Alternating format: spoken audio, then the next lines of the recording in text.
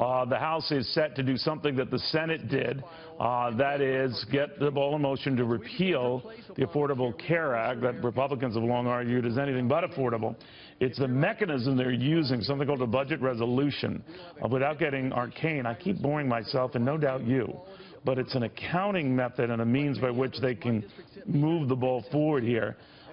Even though for some of the conservative members in the House, this is really bothering them because it's going to make the deficit worse. It's going to make debt worse.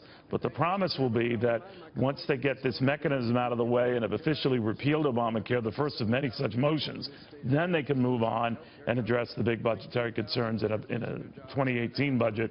I'm getting ahead of myself here. Let's go to Congressman Roger Williams, the fine state of Texas House Financial Services Committee, so very good at crunching these numbers. Sir, very good to have you. That is the battle royale among your colleagues, right? How to go about this without tipping the deficit debt scale, right?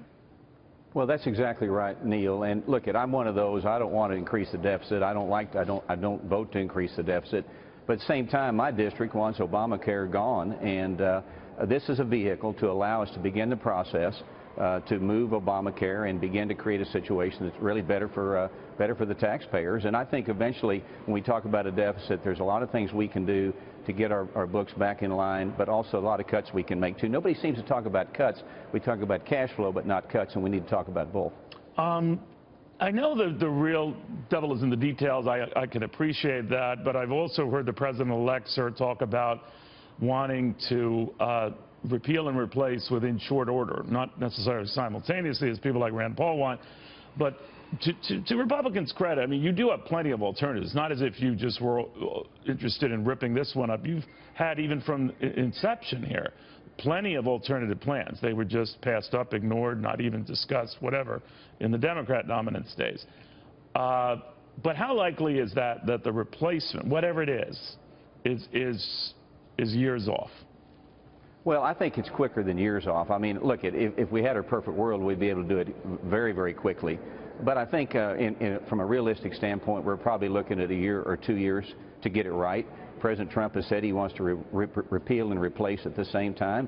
I'm for that. You know, I want to see things like, I want individuals own their own health care, not the government, not their employers. Shop across state lines, prices down, services up. You know, and these kind of things that we talk about so much. So I think that we'll be able to move quickly. Once we get this reconciliation done, we'll be able to get the big machine moving and show the American public that we can bring this all together at one time. Congressman, I know a lot of things that you guys want to keep, the coverage for pre-existing conditions, maybe keeping kids on their parents' policy a little longer. But I know you also want to get rid of some of the onerous taxes in this, the right. Medicare surtax, the tax that hits upper income folks to support this. And already that's been played by Democrats and many in the mainstream media as a tax giveaway to the rich. How do you play against that? Well, it's not a tax giveaway. I mean, this is getting money back to people. Oh, I'm a business guy, I employ 100 people. And look, everybody's going to receive the benefit.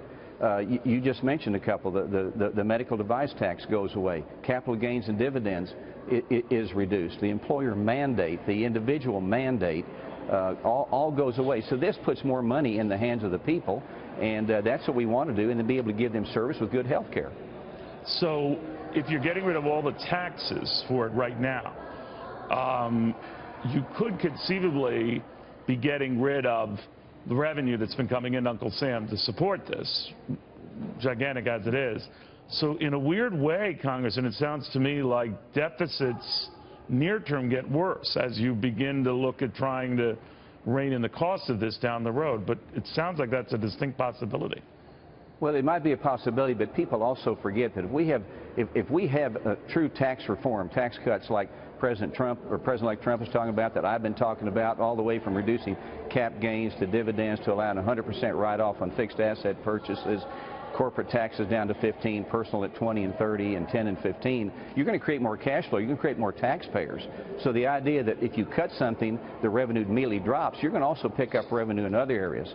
All right. We'll watch very, very closely. Happy New Year, sir. Thank you very much. Thank you. Good seeing you.